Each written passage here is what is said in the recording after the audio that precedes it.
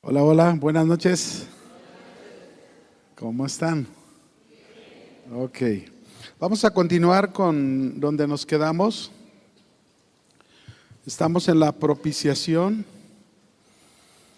Voy a rápidamente, habíamos dicho la semana pasada, al último, que la obra de salvación es riquísima en sus diferentes facetas. Les recuerdo lo que hemos visto. Hemos visto la doctrina de la salvación, de dónde se deriva la gracia, el arrepentimiento, la fe, la justificación, la redención, y en este caso estamos en la propiciación. Muy bien. Ahora, el valor infinito del sacrificio de Cristo, que satisface las demandas de la justicia de Dios, ya que Él, que es Dios hombre, se ofrece en lugar de la humanidad a la que puede representar. Ahora, véanlo, su representación no es cualquiera. La representación es la calidad de su persona.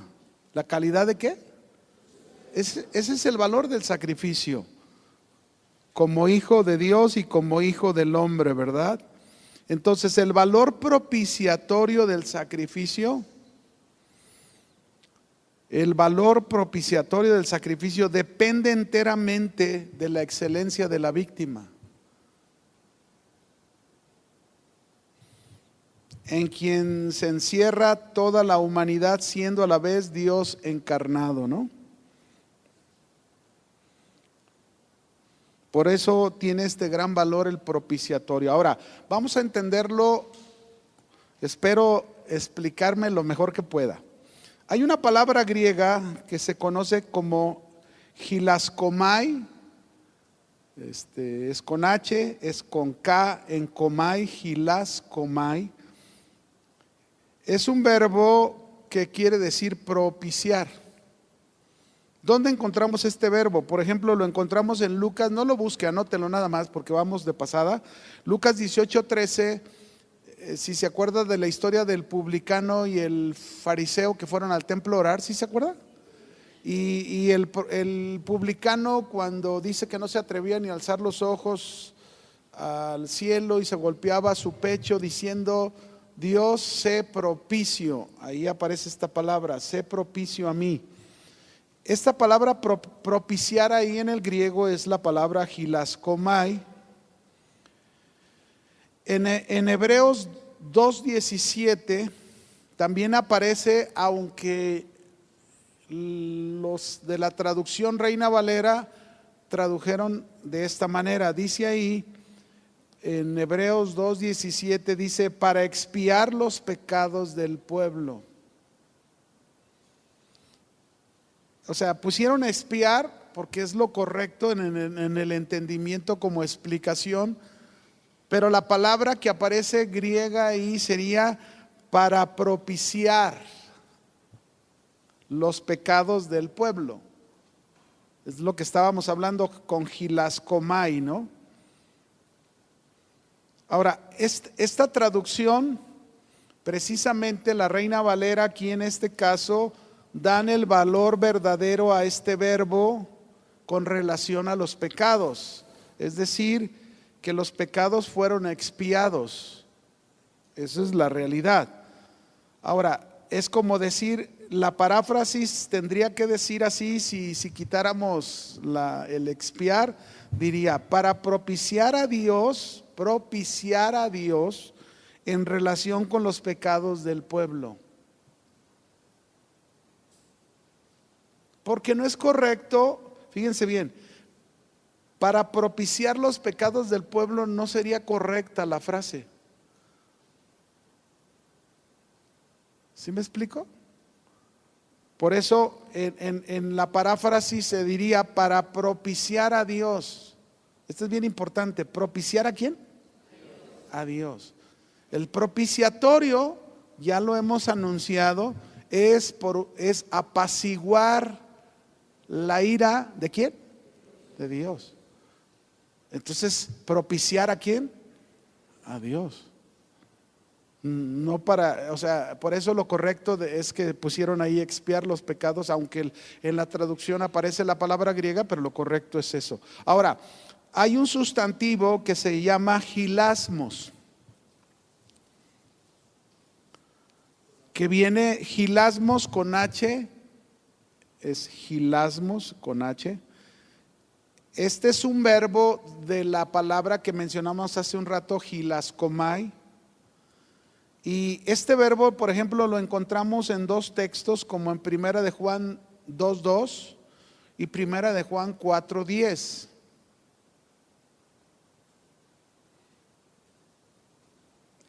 Este verbo se traduce como propiciación,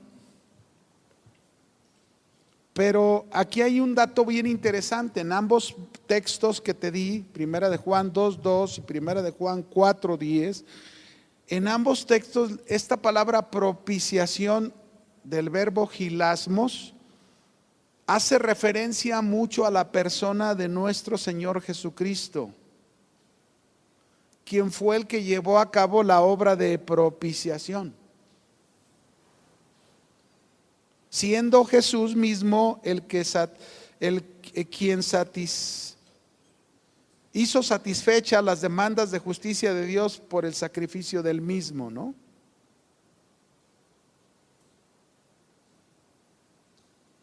Bien. Ahora, Juan destaca su persona, ya que fue él el que realizó esta obra en todos los aspectos, ¿no? Y es bien importante, por eso decíamos que el valor de la propiciación, el sentido de la propiciación, el valor de la propiciación depende mucho de la excelencia de la víctima. ¿Quién fue la víctima en este caso? Dios hombre, ¿no? Jesús. Nadie puede, escuche esto que le voy a decir. Entonces, no puede haber justificación para el hombre pecador si antes no ha sido llevado a cabo la propiciación.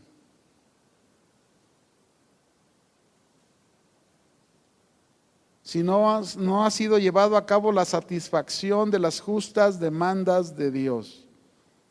Ahora, el verbo hilasmos tiene mucha referencia con otra palabra que se usó mucho en el Antiguo Testamento, que es una palabra que se llama hilasterión, con H, hilasterión. Esta palabra hilasterión significa propiciatorio.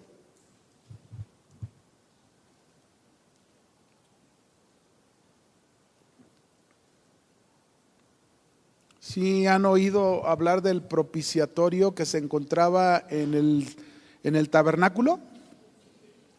Pues tiene que ver con esto precisamente. Aquí se nos explica claramente, al nosotros estudiar esta palabra, Cristo cumple precisamente el simbolismo de ese propiciatorio que había en el lugar santísimo. Y si nosotros podemos entender un poco este propiciatorio, podríamos entender precisamente el sacrificio de Cristo como la propiciación. Por ejemplo, en el propiciatorio que estaba en el lugar santísimo, nosotros vemos que la sangre se derramaba sobre ese propiciatorio. La sangre, esta es una frase muy importante, la sangre, que es la vida de la víctima ofrecida en la expiación, es la sangre que Cristo derramó para el perdón ¿de cuántos pecados? De todos, ¿no? Entonces, tenemos que entender este propiciatorio, ¿no? Déjenme explicarlo. ¿Qué pasaba con el propiciatorio? Primero, tú encuentras esto que te voy a hablar, no lo vamos a ver porque sería muchísimo, pero tú lo encuentras en Levítico capítulo 4 y capítulo 5. Aquí se nos habla del ofrecimiento de los sacrificios. Pero nosotros vamos a ver rápidamente solamente el sacrificio por el pecado, ¿no? Cómo se realizaba. La sangre del animal que se ofrecía era presentada delante de Dios según los reglamentos que regían cada tipo de sacrificio. Por ejemplo, en Levíticos 4:26 dice: así el sacerdote hará por él la expiación de su pecado y tendrá perdón. ¿Hará qué? Dice expiación. Esto es bien importante. Ahora, lo curioso es que la palabra expiación en hebreo aquí, fíjense bien, la palabra expiación significa, viene de un verbo hebreo que es kafar. Salud. Y está relacionado con kafer. Kafar está relacionado con kafer. Y kafar, estoy hablando, por ejemplo, en hebreo se escribe, la F es una P y una H, ¿no? Kafar, kafer. Y kafer significa una cobertura. ¿Una qué? Cobertura. Entonces, hacer expiación tiene que ver con una cobertura. En el sentido entonces obvio de que el pecador que acudía en las debidas condiciones que se le pedía en el Antiguo Testamento, cumpliendo su ritual, para saber que el pecado que estaba pidiendo perdón fuese borrado de acuerdo a los requisitos que se tenían en aquel tiempo como israelitas en Israel, ¿no? Ahora, nosotros, por ejemplo, sabemos que las cosas que se hicieron en el Antiguo Testamento son sombras de lo que había de suceder, que ya en Cristo sucedió, ¿verdad? Entonces, todos esos sacrificios apuntaban precisamente al sacrificio de Cristo en la cruz. Ahora, en Éxodo 25:17,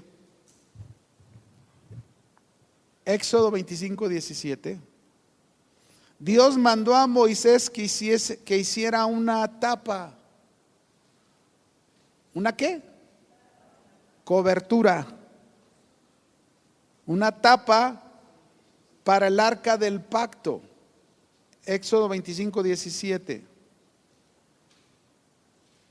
Esta tapa, que es precisamente kafar, que cubre, tenía que cubrir el arca del pacto. En el arca del pacto, ahí estaban las tablas de la ley, estaba la vara de Aarón, ¿verdad?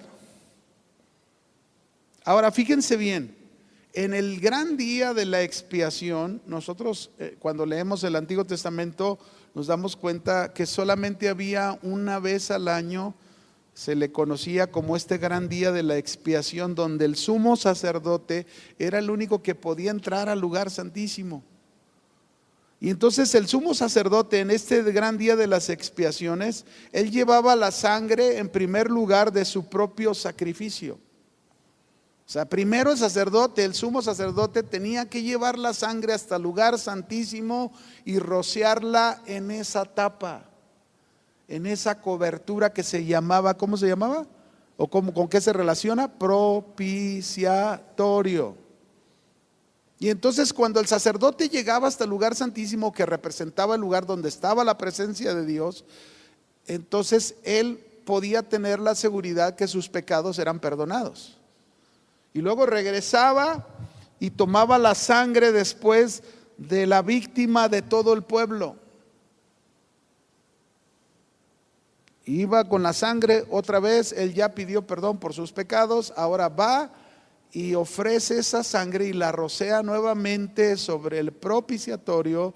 Y no solamente ahí, también hace un rocío de esa sangre en el lugar santo para pureza, para limpieza de todo, ¿verdad?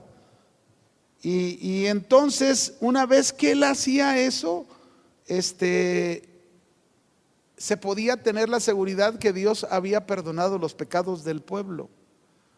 Pero eso tenían que seguirlo haciendo siempre, siempre, siempre, siempre, siempre, porque esto apuntaba, ¿a quién apuntaba? A Cristo, porque Cristo llegaría a ser el verdadero propiciatorio a través de la propiciación. Amén. Entonces es ahí el punto importante. Fíjense bien cómo al derramar la sangre, la tapa, de alguna manera la tapa, la cubierta que se conocía como propiciatorio, pues tiene precisamente ese sentido de proteger, precisamente apaciguar la ira de Dios.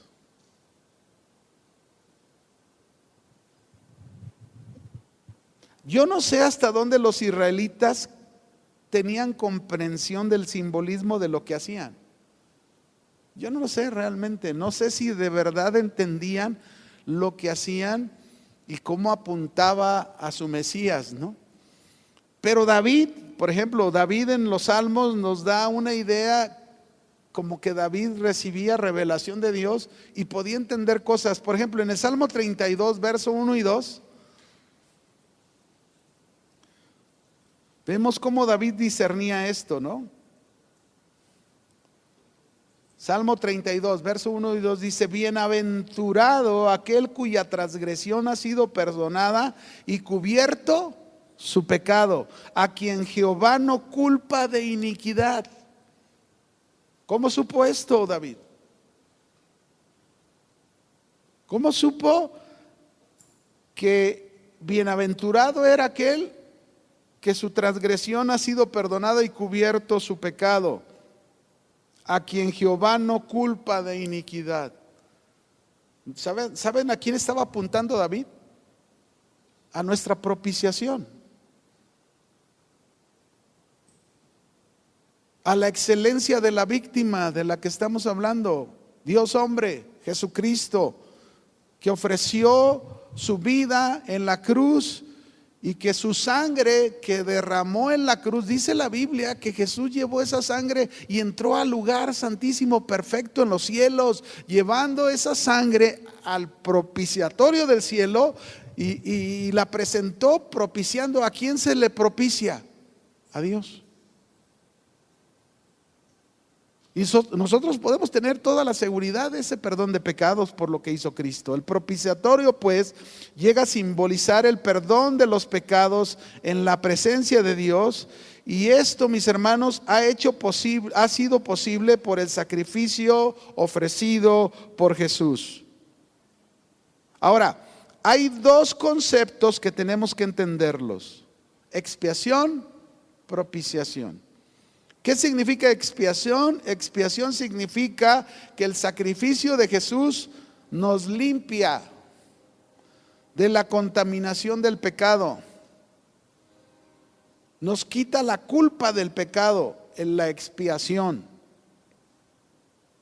Repito, expiación significa que por el sacrificio de Jesús nos limpia de toda contaminación del pecado y nos quita la culpa del pecado. Y la propiciación se refiere a la mitigación de la ira de Dios, apaciguar la ira de Dios, satisfaciendo la justicia de Dios, y que como resultado trae un favor a nosotros, nos reconcilia con Dios. Amén. Bien, yo espero que esta doctrina haya quedado clara para nosotros. La propiciación, lo que Jesús hizo por ti, por mí, no fue cualquier cosa. Él era el Hijo de Dios y dio su vida por nosotros. La sangre que derramó la presentó ante el Padre para confirmar lo que acabamos de decir. Por un lado, la expiación, donde nuestros pecados han sido perdonados, pero también hemos sido limpiados de toda culpa del pecado. Pero por otro lado, Él es la propiciación que apaciguó la ira de Dios, y al apaciguar la ira de Dios nosotros podemos continuar con una doctrina más, que es la que vamos a continuar el día de hoy. Dejamos ya la propiciación entre todas las que hemos visto. Cada una de estas doctrinas forman parte de tu salvación. Vamos con la doctrina que sigue. De acuerdo a lo que yo tengo anotado, sería la número 8, ¿no?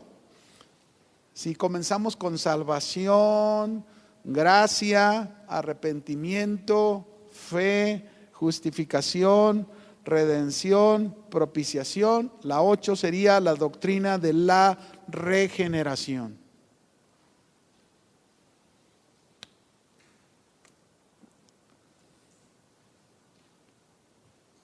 La doctrina de la regeneración. Juan 3:7, si quiere buscarlo y si no, escúchelo. Jesús está hablando con un fariseo, uno encargado de una sinagoga, que era parte de la sinagoga, llamado Nicodemo, y le dijo en Juan 3:7, no te maravilles de que te dije, os es necesario nacer de nuevo. El significado literal de regeneración, mis hermanos, es engendrar de nuevo o ser engendrado de nuevo. Eso es regenerar.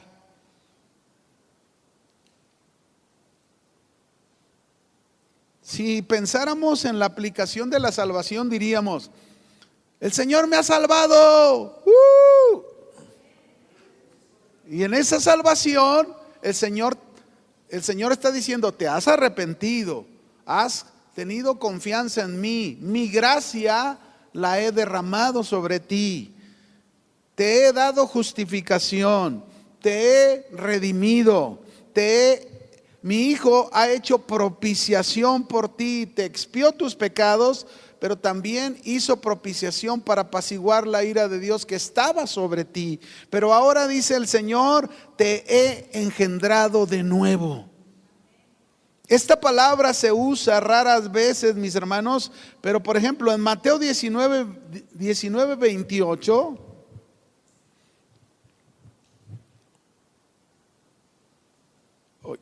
ya se me cerró. Ok, ya, se me había ido, pero bueno.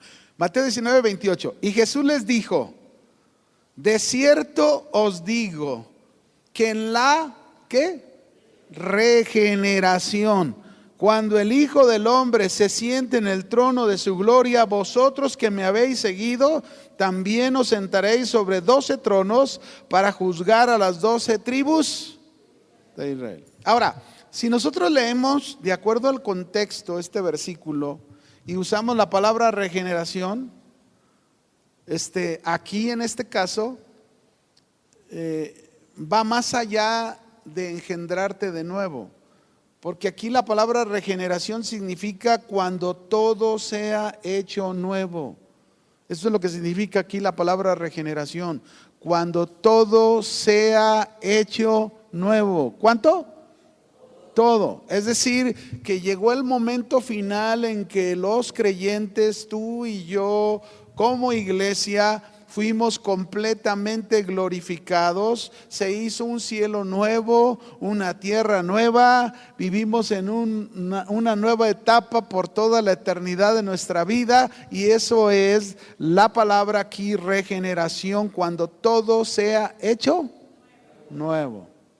Pero no es la palabra en sí que nosotros vamos a ver. Yo quise mencionártela porque es diferente a esta siguiente. Tito capítulo 3, versos 5 y 6.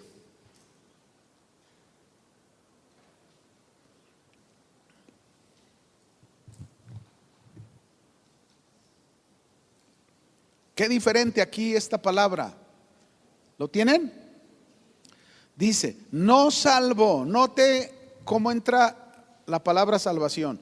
No salvó, no por obras de justicia que nosotros hubiésemos hecho, sino por su misericordia.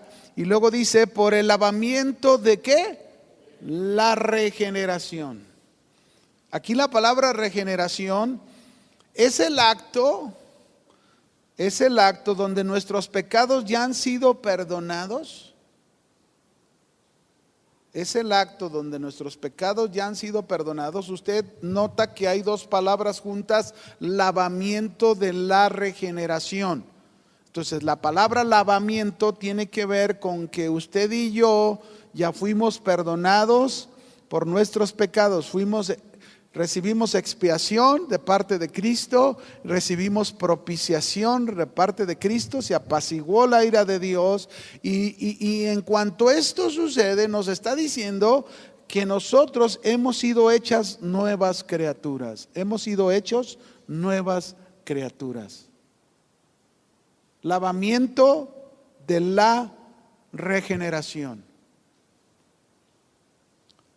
Y sigue diciendo: por la renovación en el Espíritu Santo, el cual derramó en nosotros abundantemente por Jesucristo, nuestro Salvador.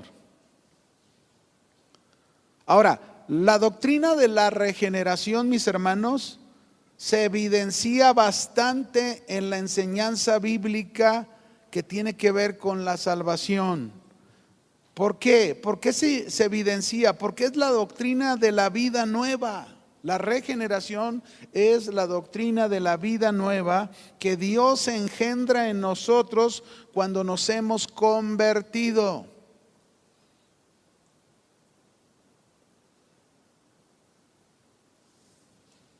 Todo esto es salvación, ¿sabían? Vida nueva en Cristo. Vida nueva que resulta precisamente de ser engendrados de nuevo, ¿verdad? De la regeneración. Como también es parte de la redención, es parte de la expiación, de todo lo que hemos dicho, ¿no? Dios regenera al hombre que es renacido. Dios regenera al hombre que es ¿qué? Dios expía al hombre que es redimido. Dios justifica al hombre que es justificado. Y Dios santifica al hombre que es hecho santo.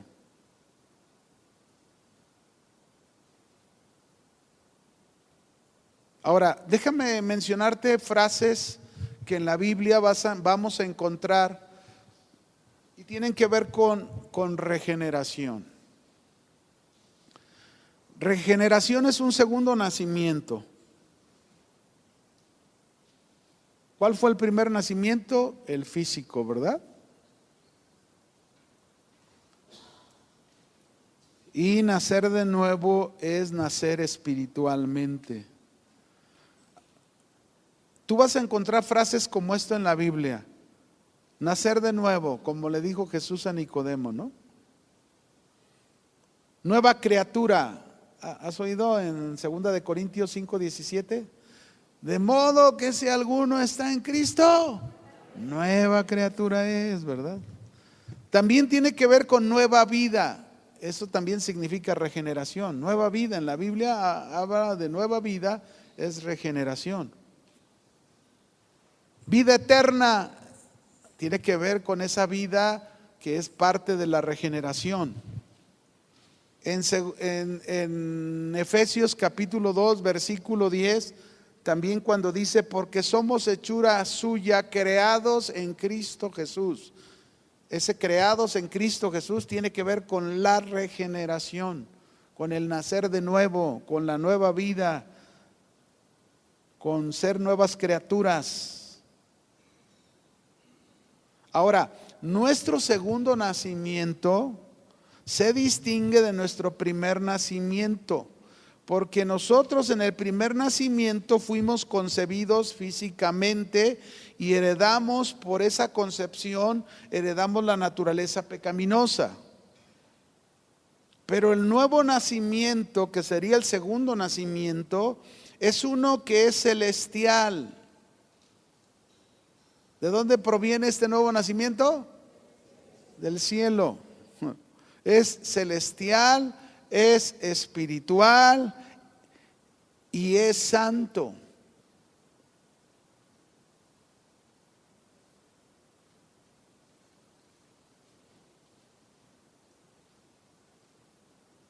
Ya lo hemos explicado en otro tiempo, que mientras el hombre está en su estado natural, el hombre está muerto en sus delitos y pecados. Pero una vez que el hombre es regenerado en su salvación, al recibir su salvación es justificado, es redimido, recibió propiciación por parte de Cristo, sus pecados le fueron expiados. Esa persona, cuando es regenerada, entonces sucede en él que Cristo le da una nueva vida. ¿Qué hace Cristo? Nos da una nueva vida. Él dijo, ¿se acuerdan cuando Él dijo, yo he venido para que tengan vida, ahí en Juan 10:10? Yo he venido, ¿verdad? Hace primero la alusión, el ladrón no viene sino para matar, robar y destruir. Algunos dicen, es el diablo. No, no está hablando del diablo, ahí está hablando de los falsos pastores. Usted puede leer el capítulo 9 de Juan, cómo rechazaron al ciego de nacimiento que Jesús había sanado. Los líderes lo expulsaron de la sinagoga, pero luego él se encontró con el verdadero pastor, que es Jesucristo. Y comienza a hablar de esa alegoría en el capítulo 10. El buen pastor da su vida por sus ovejas. Y entonces cuando llega al verso 10 dice, el ladrón no viene sino para matar, robar y destruir. Y se estaba refiriendo a esos hombres. Pero yo he venido para que tengan vida y la tengan. Ahora, esa vida, mis hermanos, es la vida de Dios. Viene de la palabra griega zoe. Y la palabra griega zoe significa la misma vida de Dios. ¿Cuándo la recibes? Efesios 1:13.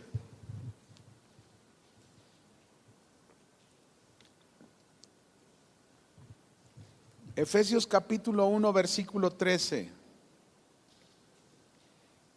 Dice, en Él, Cristo, también nosotros, habiendo oído la palabra de verdad. Primero, para poder llegar a la salvación, el hombre tiene que oír la palabra de verdad, el mensaje del evangelio. Oírlo. Y esta palabra oír también lleva implícito que no solamente es escucharlo así por oírlo, porque hay quienes lo oyen por aquí y se les sale por acá. Entonces, cuando está hablando de oír, se está refiriendo que escuchamos la palabra de verdad, la retenemos, la creemos, ponemos toda la confianza en esa palabra, porque aquí lo dice, habiendo oído la palabra de verdad, y luego dice el evangelio de nuestra, ¿qué? Salvación. Pero vea, ¿por qué? Y habiendo creído en Él. ¿Por qué recibiste salvación? Porque creíste. Creíste. Y ahora fíjate bien lo que viene enseguida. Fuisteis sellados con el Espíritu Santo de la promesa. ¿Qué significa? Aquí queda implícito parte de lo que estamos hablando, la regeneración. Es como un sello que Dios pone en nosotros, es la vida nueva que nos da el Espíritu Santo. Y ese sello habla de eres propiedad de Dios.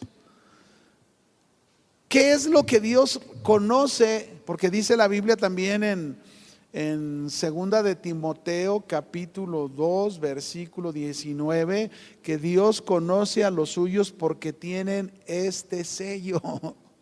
¿Cuál sello? ¿Cuál?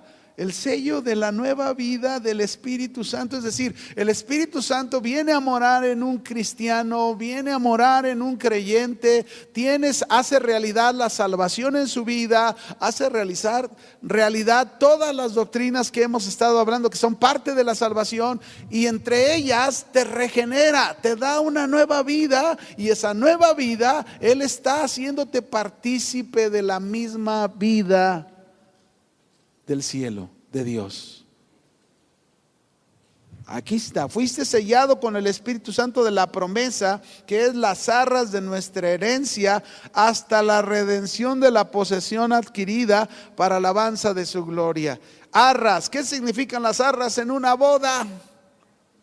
El enganche, la garantía, ¿verdad? De que Él te va a sostener. Cuando se casa el hombre con su esposa, ¿quién entrega las arras? ¿La mujer o el hombre? ¿Quién entrega las arras?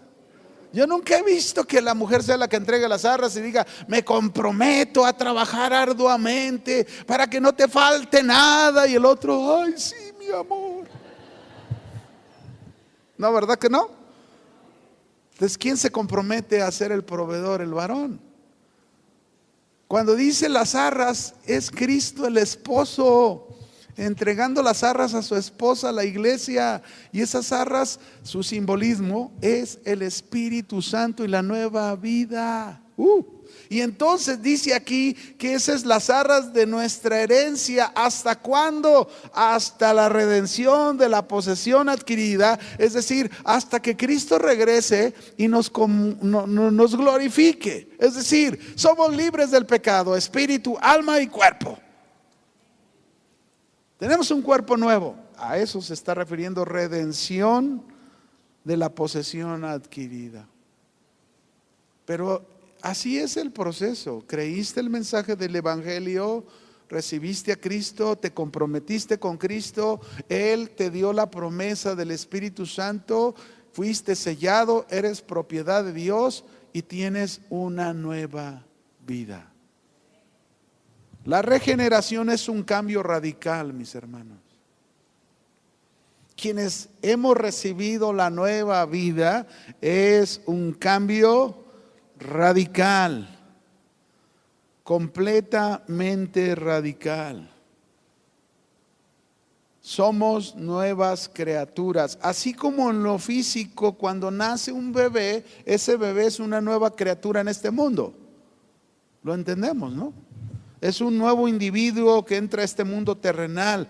Nuestro nacimiento espiritual resulta de una nueva persona que entra en el reino celestial. Si tú has nacido de nuevo, has entrado a un nuevo reino que se llama el reino de Dios. Se lo dijo a Nicodemo: Nicodemo, yo de cierto te digo que si no naces de nuevo, y lo primero que le dijo: no podrás ver el reino de Dios. Lo tenía enfrente y no lo veía. ¿Quién trajo el reino de Dios? Cristo. Y entonces él no entendió: Señor, ¿acaso es posible que yo, siendo un hombre viejo, vuelva al vientre de mi madre? Él no entendió que el segundo nacimiento no era físico. El segundo nacimiento era ¿cómo? Espiritual. Y era necesario porque estás muerto en tus delitos y pecados. Necesitas resucitar. Esa es otra frase que tienen que ver con la regeneración. Resucitar en el área espiritual. La resurrección de Cristo, hagan de cuenta, nos trae primero la resurrección espiritual y segundo la resurrección de nuestro cuerpo. Entonces, ahí está, ¿no? ¿Dónde estoy? Acá. Entonces, el nacimiento espiritual resulta en una nueva persona que entra al reino de Dios. Después de la regeneración, una vez que somos regenerados, que recibimos esa nueva vida, podemos ver, podemos oír, podemos anhelar, buscar y desear las cosas del cielo.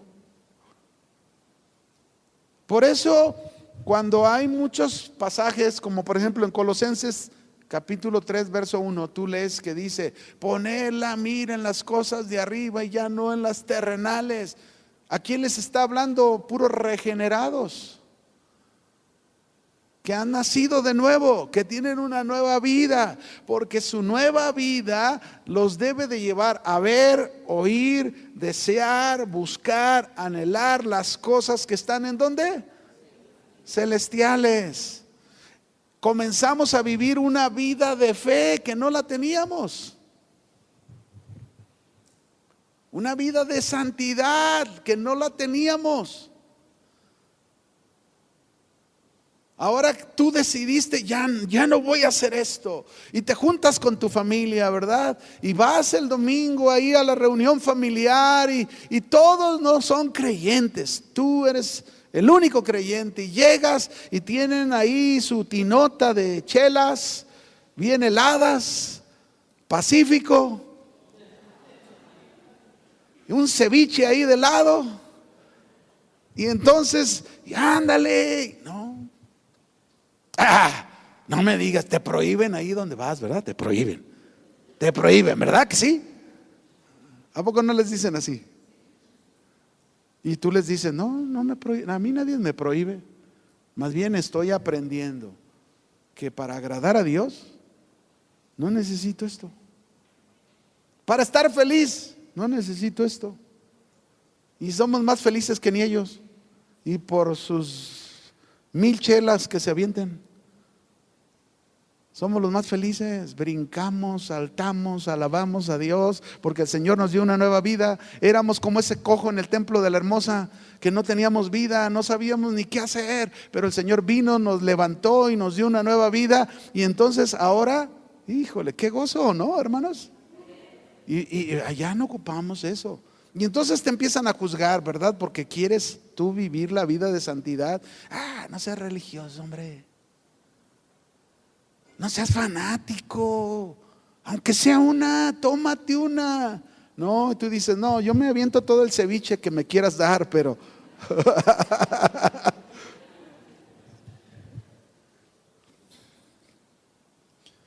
¿qué más pasa, mis hermanos, en la regeneración? Ahora Cristo, fíjense digo para que lo comprenda, la regeneración, la nueva vida que tú recibiste en Cristo Jesús, eres una nueva criatura, naces como un bebé espiritual.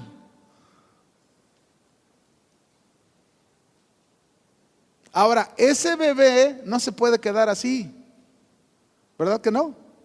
Ese bebé tiene que crecer, tiene que desarrollarse. ¿Y eso qué significa? Que Cristo se esté formando en ti. Para eso recibiste la nueva vida, para que tú representes a Cristo mientras estás en esta tierra. No oí ningún amén, pero está bien. ¿Se acuerdan cuando... voy a volver otra vez al cojo de la Hermosa porque me gusta cuando pienso en esto, porque yo me imagino a los líderes religiosos, ya habían matado a Jesús, como que se sentían contentos de que ya había desaparecido ese movimiento, ¿no? Ya, se acabó ese movimiento, pero nunca se imaginaron que Cristo se reproduciría en todos los creyentes. Ahora Cristo no solamente iba a estar en Jerusalén, Cristo iba a estar en Japón, Cristo iba a estar en Alemania, Cristo iba a estar en España, Cristo iba a estar en Argentina, Cristo iba a estar en México. No se lo imaginaron. ¿Por qué? Porque el nuevo nacimiento, la regeneración en cada creyente, Cristo se iba a estar formando. Somos el cuerpo de Cristo, dice la Biblia, ¿no? La Biblia dice que Él es la cabeza y la iglesia es el cuerpo ¿de quién? Y quiere decir que lo representamos aquí en la tierra. Pero para eso, para representarlo bien, no te puedes quedar como un bebé. Cristo se tiene que formar cada día, formar en tu corazón, en tu interior. Esa vida espiritual tiene que crecer, aumentar. Así es la regeneración, amén. Dios y no el hombre es el origen de esta transformación. Es decir, la regeneración es una obra 100% de Dios porque es parte de la salvación. la regeneración, nacer de nuevo, tener la nueva vida. Pero sí es responsabilidad del cristiano, del creyente, hacer que esa vida se desarrolle, que crezca, que madure, que Cristo se pueda ver cada día más reflejado en tu vida. Esa es la idea de esto, que el gran amor de Dios y su don gratuito abunde cada día más en nosotros, su gracia, su misericordia, el gran poder de Dios que resucitó a Cristo de los muertos, que se vea en la regeneración y en la conversión de nuestras vidas, de ser unos pecadores perdidos que no daban ni un peso por nosotros. Ahora nosotros somos el gran tesoro del Dios vivo. La regeneración es necesaria, mis hermanos. Si no hay regeneración, no hay cristianismo. Si no hay regeneración, no hay Espíritu Santo morando en un templo. Y cuando me refiero a templo, me refiero a nuestro cuerpo, nuestra vida. Si no hay regeneración, la carne humana pecaminosa no puede desaparecer, no puede ser sometida, no puede ser mantenida en la tumba, porque la Biblia nos habla que cuando nosotros creímos en Cristo Jesús por la fe, fuimos unidos en la muerte juntamente con Cristo. ¿Pero en qué sentido? El viejo hombre, el hombre de pecado, fue crucificado con Jesús y fue sepultado con Jesús. Por eso no podemos dejarlo que reviva. Ese está muerto. ¿Cómo debe de estar? Muerto. Y lo que está vivo es la nueva vida que tienes. Esa es la que debe de surgir de nosotros. Esa es la que debe de estar a todo lo que da en nuestra vida. Por eso cuando nosotros leemos, cuando entendemos esto y leemos Juan 10:10, el versículo que dijimos hace un ratito, la segunda parte, que dice: yo he venido para que tengan vida y la tengan. Entonces ahí entendemos y decimos: híjole, no hay límite. El límite tú se lo estás poniendo. Es decir, Cristo quiere desarrollar toda su vida en ti, esa vida en abundancia. Pero muchas veces quizás yo en el desarrollo puedo estar limitando, puedo estar resistiendo, puedo estar impidiendo. La regeneración es parte de lo que Dios hace por nosotros. Tú le das una respuesta a Dios en el mensaje del Evangelio, le das respuesta, te arrepientes, le das respuesta, confías en Él, depositas tu vida en sus manos y Él responde a nosotros dándonos salvación, dándonos a su Espíritu Santo, dándonos una nueva vida que es la regeneración en nosotros. Y tantas cosas más que vamos a ver que todavía nos falta. Esperemos podamos concluir. Este es nuestro último trimestre vamos a cerrar esta clase y podamos ver tantas cosas tan necesarias. La regeneración es lo que Dios hace para que una persona, fíjense bien, una persona viva espiritualmente como resultado de su fe en Jesús. ¿Cómo quiere Dios que vivas tú? Espiritualmente. Hay una clase, no sé si ya se las dieron, creo que está por darse. Hay una clase que se llama la vida en el Espíritu o la vida espiritual en Cristo. Esa clase precisamente tiene que ver con esto que estamos hablando ya al ser regenerados, ¿verdad? Y llevar una vida espiritual. Cuando hablamos de llevar una vida espiritual nos referimos a tener una mente espiritual. ¿Qué quiere decir? Que ya no dejamos los pensamientos carnales ahí, los pájaros que andan volando hagan nido, váyanse. Y lo único que nosotros sembramos en nuestra mente es tener la mente de Cristo, la mente espiritual. Tenemos ojos espirituales, ya no vemos como antes veíamos las cosas en la carne, comenzamos a ver las cosas desde la perspectiva espiritual de Dios. Ya no tenemos oídos carnales, ahora tenemos oídos espirituales. Encierra todo, corazón, manos, pies, por donde caminamos, todo. Y Proverbios 4 habla mucho de eso. Cuando habla desde el corazón, ¿verdad? Sobre toda cosa guardada. Y comienzas a leer y te habla del corazón, te habla de las manos, te habla de los ojos, te habla de los pies. ¿Por qué? Porque ese debe de ser el resultado de haber sido regenerados. Llevar una vida espiritual. Amén. Dios les bendiga, hermanos. Aquí los veo en la próxima. Cuídense.